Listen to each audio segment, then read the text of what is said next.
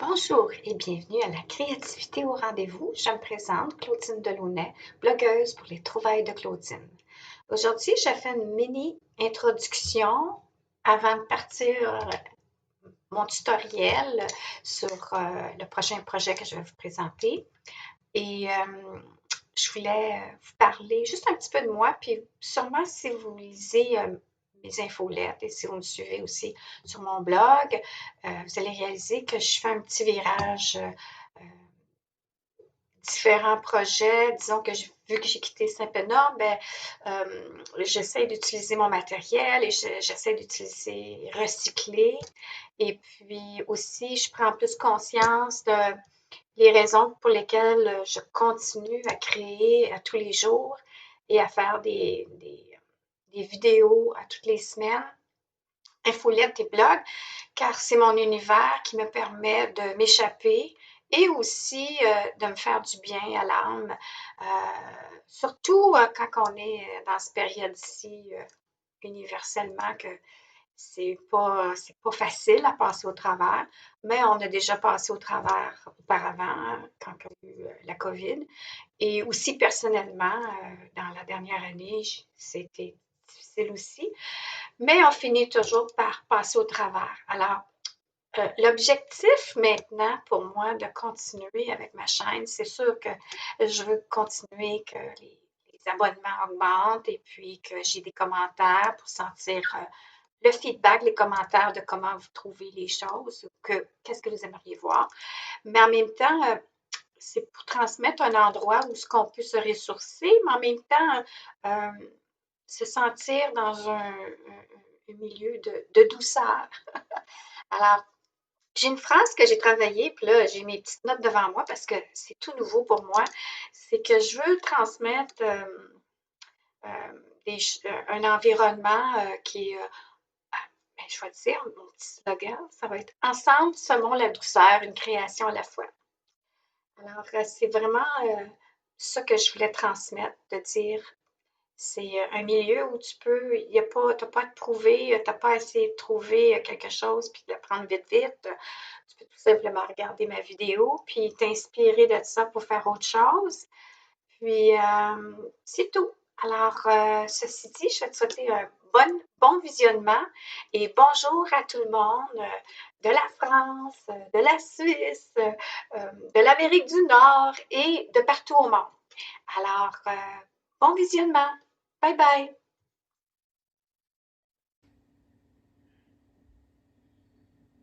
Bonjour et bienvenue à la créativité au rendez-vous.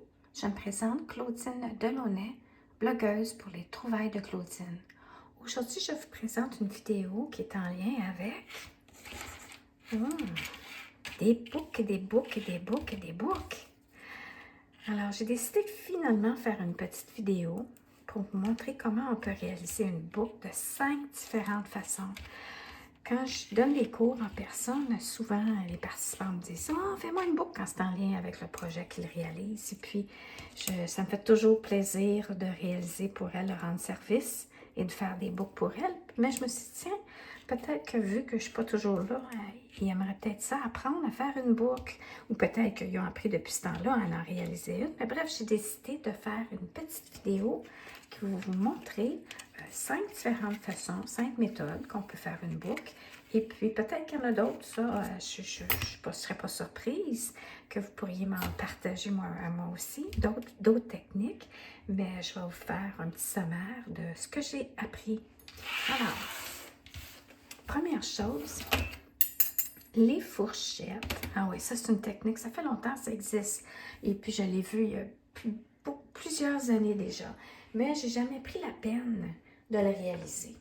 Alors, j'ai commencé à me pratiquer et puis il faut toujours que je regarde une vidéo parce que c'est pas dans moi encore de le réaliser de cette façon-là, mais chacun va finir par être plus à l'aise avec une technique en particulier. Alors, ça ici, c'est un peigne. Et puis, quand j'ai vu ça, j'ai dit, ben les peignes comme ça aussi, ça va fonctionner. Tu as 4 pointes ici.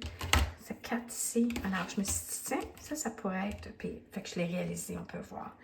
Alors, je vais vous montrer maintenant comment on le réalise? Avec un ruban. Comme ça ici, qui est de 1 cm ou 3/8 de pouce. Je trouve que la largeur de ce ruban-là est un beau format pour décorer plein de choses, réaliser plein de choses, et puis pour cette technique-là. Alors, quand c'est un ruban plus large, comme ça, je vais vous montrer un autre outil que j'ai, et il existe d'autres sur le marché, des différents types d'outils pour travailler avec des plus gros rubans. Alors, la façon que ça fonctionne, c'est qu'on va défaire notre boucle ici. Et puis là, ce qu'on fait, on prend notre ruban comme ça. La longueur, écoutez, moi, je pense que j'étais arrivée, puis j'étais allée à peu près à 12 pouces. C'est peut-être même trop, mais je vais vous expliquer qu'est-ce qu'on peut faire avec le reste. Alors, c'est que c'est au moins 30 cm. Ce qu'on fait, c'est qu'on prend notre fourchette. On prend notre ruban comme ça ici. Et là, on tourne. Je vais essayer de me rapprocher. On tourne. Et ensuite, on veut s'assurer qu'on tient bien le ruban. On tourne une deuxième fois. J'essaie d'y aller le plus lentement possible. Puis là, on tient notre deuxième ruban. Et puis là, on prend notre ruban comme ça ici. Et on le glisse dans le milieu. Ensuite, on s'assure de toujours bien tenir les deux bases. Le cercle, on ne le serre pas tout de suite car on va y infiltrer notre ruban dans le même sens. Il veut tourner et on le glisse comme ça ici. Et on veut qu'il y ait encore une fois entre les deux pointes de la fourchette. Comme ça ici. Et on serre. Puis là, quand on serre, on ne veut vraiment pas lâcher nos rubans. Et on serre. Et puis, on a juste à serrer, à jouer comme ça ici. Puis, à s'assurer que le tout est assez serré avant de l'enlever. Et on tire plus comme ça aussi, parce que des fois, ça a tendance à, comme ça vient de faire, de serrer plus à droite qu'à gauche. Et là, on le retire, on peut voir. Regardez-moi ça, c'est cute. Comme je vous dis, c'est des petites boucles. Et puis là, ce qu'on peut faire, c'est qu'on tient encore le milieu. On serre, toujours en tenant le centre. Et voilà. On peut voir la même chose en y allant avec une petite fourchette, la même technique, ainsi que le peigne. La même chose. Puis là, comme je vous dis, là, j'avais pris beaucoup plus long. Mais on peut couper et garder les rubans pour rajouter d'autres choses. Puis je vais avoir une prochaine vidéo qui va vous montrer comment on peut utiliser nos recettes de cette façon-là. Mais je vais le mettre de côté, c'est pas grave. OK, alors voilà pour la démonstration de la fourchette. Je vais y aller maintenant avec la main. Alors la main, c'est ça, je vais prendre la main, c'est celle que je fais toujours. Je prends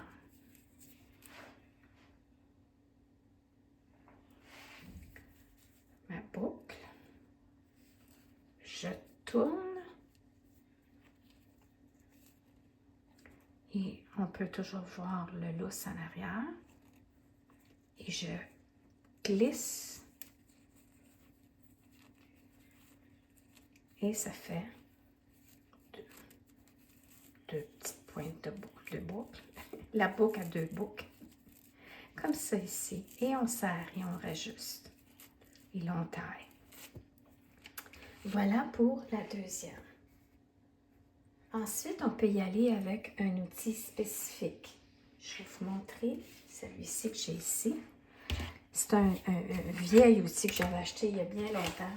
Puis, ça s'appelait Boeasy. Et puis, j'avais acheté ça aux États-Unis.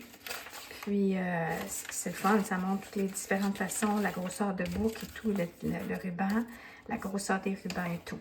Je l'avais écouté une fois, puis j'ai dit, oh, il faudrait que je le réécoute. Et puis, finalement, j'ai mis ça de côté, puis je l'ai oublié. Mais là, aujourd'hui, pour cette occasion-là, je vais vous montrer, regardez, avec un gros ruban, comment ça fonctionne. Ce qui est le fun de cet outil-là, c'est qu'on peut utiliser deux, plus larges. Alors, c'est la forme de la boucle, si on veut plus large, ou on peut l'utiliser pour des plus petites. Alors, je vais recommencer en y allant avec... Attendez un petit peu. Je vais prendre... Tiens. Alors, on peut voir ça comme ça ici. Alors, encore une fois, on peut pas le défaire, mais on va le faire avec lui. Parce que je veux pas... Oh, bon, OK. L'idée, c'est de prendre, puis la longueur avant, puis de le tailler. Alors, j'ai fait 2 tours. Maintenant, pendant que je vais faire la démonstration avec cet outil-là, je vais vous expliquer que j'ai un autre outil qui était beaucoup plus populaire dans le passé, puis que j'ai finalement acheté il n'y a pas si longtemps, mais que, encore une fois, je ne l'ai pas utilisé. Alors, ce qu'on fait comme ça ici, on tourne. Oups! Et puis, c'est avec du bois, une planche de bois, puis des petits bâtons. Alors, ce qu'on fait comme ça ici, attendez un petit peu, il faut que je regarde mes notes. Ah oui, là, on y va comme ça ici. Parce que l'idée, c'est toujours penser à nos 2 petites pointes, nos 2 petites boucles. Puis que là, on glisse. Toujours le même concept, hein, finalement. Puis on y va comme ça ici. Non, on y va comme ça. Et on serre. Oh, oui. Et encore une fois, on serre. Et puis, normalement, il ne faudrait pas lâcher, Claudine. Puis, on serre. Fait que là, on peut voir que si je voudrais serrer plus et avoir une pointe plus longue, comme là, je l'avais parti trop court. Alors, le départ est toujours important pour déterminer la longueur de votre pointe, de votre pointe de boucle. Alors, ça, c'est ça. Mais finalement, ce que je voulais vous dire, c'est que c'est la même chose avec une fausse fourchette. C'est toujours ça ici qui rentre en ligne de compte.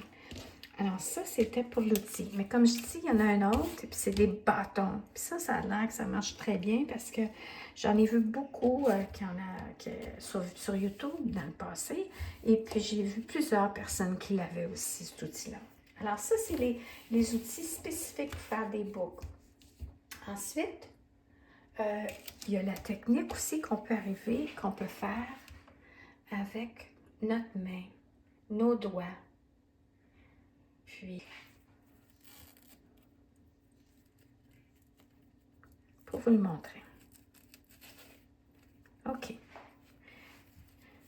Alors, encore une fois, je vais toujours avec un 12 pouces ou plus que 30 cm peut-être. Et puis là, c'est ça. Alors, on prend, on tient et on y va comme ça ici.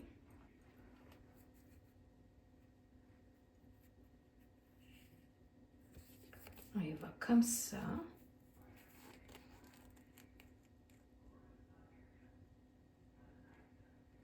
Et là, on y va en glissant. On glisse comme ça ici. Voyons. Bon, et voilà. Et encore une fois, on tire à l'extérieur, le bas, le haut. Et là, on peut jouer avec nos doigts aussi. C'est plus serré, moins serré. Et encore une fois, voilà notre boucle. Et pour terminer, les enfants ont appris cette technique-là quand ils étaient jeunes en attachant leurs souliers. Puis ça m'a toujours fait sourire, mais je ne l'avais jamais utilisé comme technique. Parce que j'ai fait la traditionnelle normale. C'est de faire deux oreilles de lapin. Puis là, on tourne comme ça ici. On retourne à l'intérieur. Et voilà, on tire. Puis là, c'est la même chose. On arrive, on ajuste. Alors, c'est des heures de plaisir, puis en même temps, essayer avec des rubans, des retraits, peut-être même des restants que vous n'avez pas du tout l'intention d'utiliser, et puis de pratiquer, et puis aussi de voir là, la longueur de ruban que vous avez besoin. Parce qu'à un moment donné, ce qui arrive, c'est qu'on dit, ben oui, mais là, j'ai tout ça, je ne veux pas le gaspiller, comme là, ça c'est le fun, parce que je ne l'ai pas coupé avant. Mais la façon de comment là, on veut débuter, et puis comment là, on a besoin pour faire la boucle. Mais là, il faut toujours qu'il y ait de l'extra, parce que si on le coupe juste assez pour faire la boucle, on a des difficultés à manipuler pour faire la boucle. C'est-à-dire que si on la fait vraiment, l'exemple qu'on veut, qu'on défait, on a dit, OK, là, je défais ça, et puis là, c'est comme 9 pouces. Moi, j'avais pris comme 12 pouces. Mais le 3 pouces d'extra, il nous aide à manipuler, puis à créer la boucle.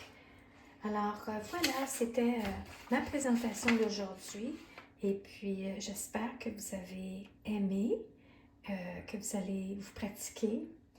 Et puis, j'espère qu'on va se voir dans une prochaine vidéo pour réaliser des projets et des choses, des idées, de l'inspiration et quoi faire avec toutes ces belles boucles-là qu'on va avoir réalisées.